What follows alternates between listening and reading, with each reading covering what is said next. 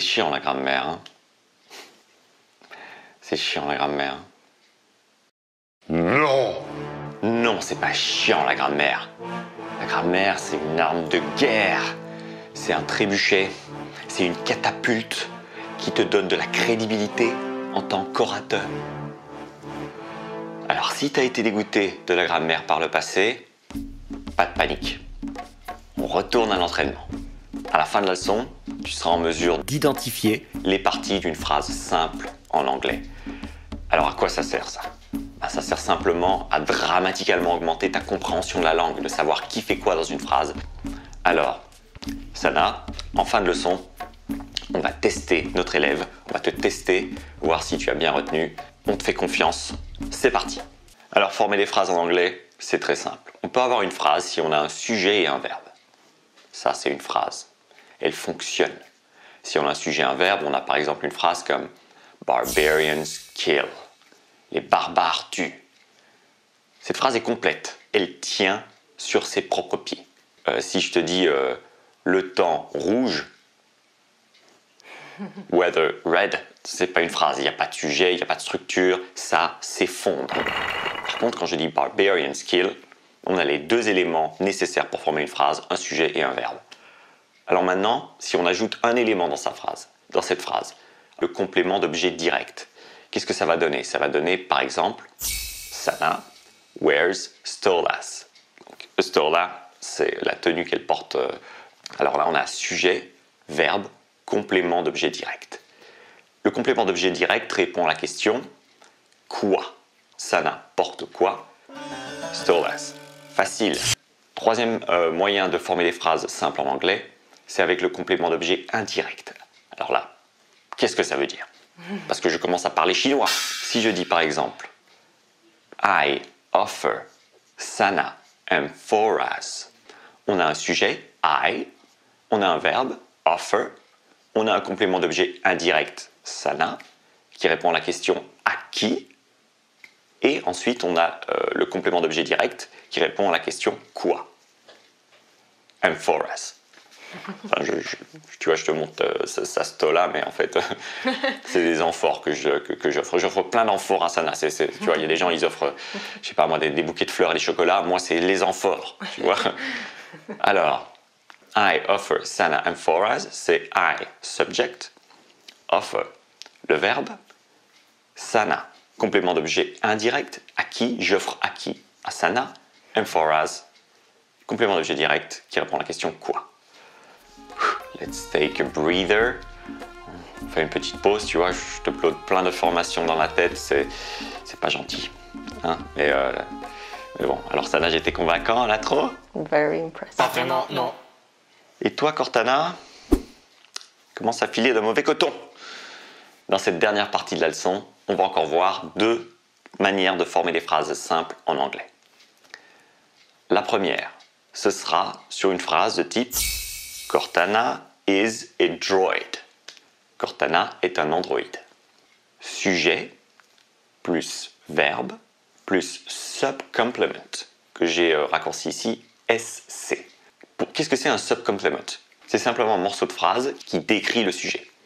Cortana is a droid, c'est Cortana est un droïde. Si je te dis I am Roman, Roman décrit I. Donc ça se rapporte au sujet. Donc c'est un subcomplement. Et enfin, une dernière façon de former des phrases simples. The Latins fight ferociously. Les Latins se battent férocement. Alors là, on a une structure qui est sujet plus verbe plus adverbial. Alors qu'est-ce que c'est adverbial? C'est un morceau de phrase qui répond à la question où, quand, comment, pourquoi. How do Latins fight? They fight ferociously. Ça répond à comment, donc c'est un adverbial. Donc retiens bien que si on peut poser la question en fin de phrase, comment, pourquoi, où, quand, on a un adverbial. On résume un petit peu toute cette leçon en quelques secondes. Si on a sujet plus verbe, barbarians kill. C'est facile d'identifier qui est le sujet, barbarians, facile d'identifier le verbe, kill. Si on a par contre la phrase Sana wears stolas, le sujet Sana, le verbe wears. Ensuite, on pose la question Sana wears what? She wears stolas. C'est un complément d'objet direct. Maintenant, il y a une troisième manière de former des phrases simples en anglais qui est I offer Sana amphoras. I, sujet, offer, verbe. À qui est-ce que j'offre des amphores? C'est à Sana, donc ça répond à la question à qui, donc c'est un complément d'objet indirect. Et enfin, amphoras, c'est le complément d'objet direct. Parce que j'offre quoi à Sana? J'offre des amphores. Ensuite, on a I am Roman. Ça me décrit en tant que personne, donc c'est un subcomplement. And last but not least, et enfin, la dernière manière de former des phrases simples en anglais, c'est avec des adverbials. Un adverbial, qu'est-ce que c'est? C'est quelque chose qui répond à la question how, why, where, when. Comment, pourquoi, où, quand. Les latins se battent férocement. Comment est-ce que les latins se battent? Férocement. Donc ça répond à la question comment, donc c'est un adverbial. Voilà pour la leçon. Maintenant, on va voir ça avec quelques exercices et tu vas voir qu'avec ce qu'on t'a uploadé comme connaissance, ben, ça va bien se passer. Est-ce qu'on est prêt pour les exercices, Sana? Est-ce qu'on est prêt pour le quiz? Est-ce que Cortana est prête pour le quiz? C'est parti. Question 1. Dans la phrase Sana likes stolas, Sana aime les stolas, qu'est-ce qu'on a comme type de structure? Réponse A. Sujet plus verbe plus subcomplement. Réponse B. Sujet plus verbe plus complément d'objet direct. Réponse C. Verbe plus subject plus complément d'objet direct. Ou réponse D. Subject plus verb. Laquelle de ces 4 options est la bonne?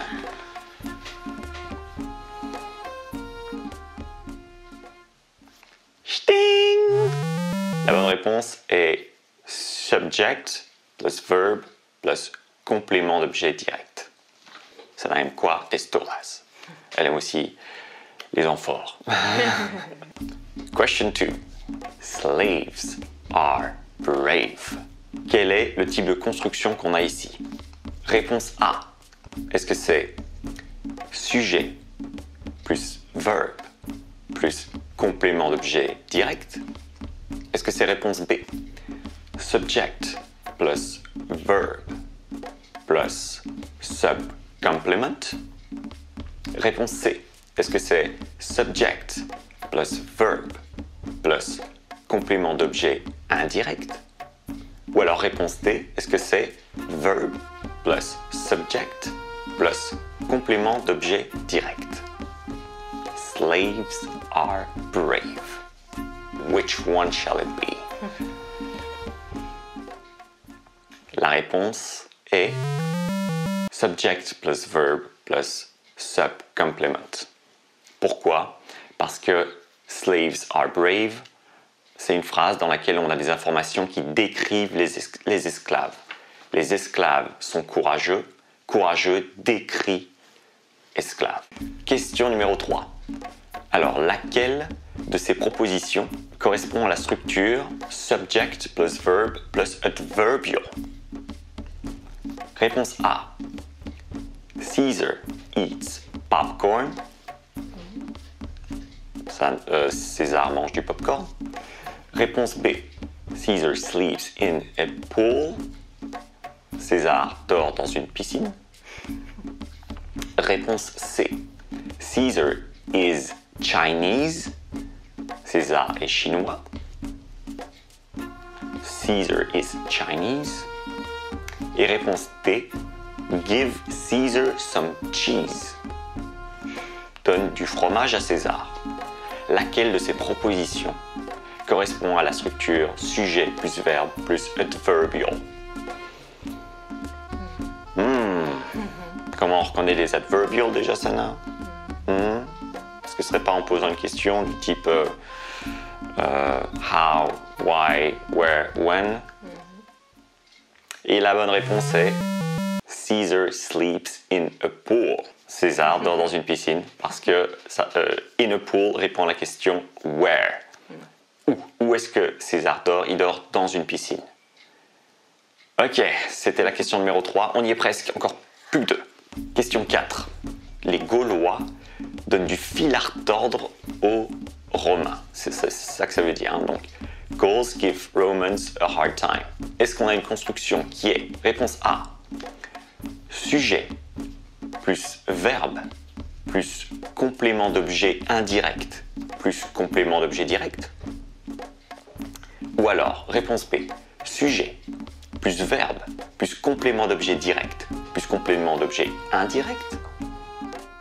Réponse C, est-ce qu'on a sujet plus verbe plus adverbial?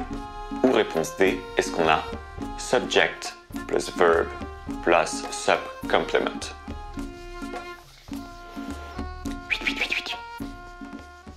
La réponse est subject plus verb plus complément d'objet indirect plus complément d'objet direct. Cette question était un petit peu challenging quand même, hein, parce qu'ici on a plein d'éléments. Alors, question numéro 5. Dernière question. Après, on te laisse tranquille. Après, tu peux faire ce que tu veux. Après, tu peux aller courir. Barbarians on elephants. Qu'est-ce que c'est comme structure? Est-ce que c'est réponse A, sujet plus verbe? Ou est-ce que c'est réponse B, sujet plus verbe plus subcomplement? Ou est-ce que c'est réponse C, verbe plus subject? Ou est-ce que c'est réponse D, ce n'est pas une phrase complète? On dirait le nom d'un album de Cage the Elephant. Barbarians on Elephants. La réponse est, ce n'est pas une phrase complète. On a essayé de te piéger, on t'a eu, je sais pas. Hein. Barbarians on Elephants n'a pas de verbe. Donc c'est une phrase incomplète. Elle ne tient pas sur ses pattes. Elle s'écroule comme un éléphant qui s'écroule. Barbarians on Elephants. C'était un petit piège. Bon, est-ce que la leçon est finie? Oui, la leçon est finie. Félicitations à toi d'avoir regardé toute la leçon parce que c'est énormément de connaissances qui a été véhiculée ici. Alors, Cortana a quelque chose à ajouter? Cette leçon pue des pieds. Elle file d'un mauvais coton. Hein. File tellement d'un mauvais coton qu'elle le fume, le coton. Tu sais où tu peux te le carrer, ton Cortana, coton. merci pour l'exemple. Il y a des jeunes ici. Hein. Je sais pas ce que je veux faire d'elle. Hein. Qu'est-ce qu'on va faire de ça? Merci de nous suivre et à très bientôt. Salut. AV. Tu veux parler anglais rapidement? Alors pourquoi ne pas t'abonner à la chaîne en cliquant sur le bouton s'abonner en bas de la vidéo? C'est ta décision. C'était Cortana, merci pour ton attention.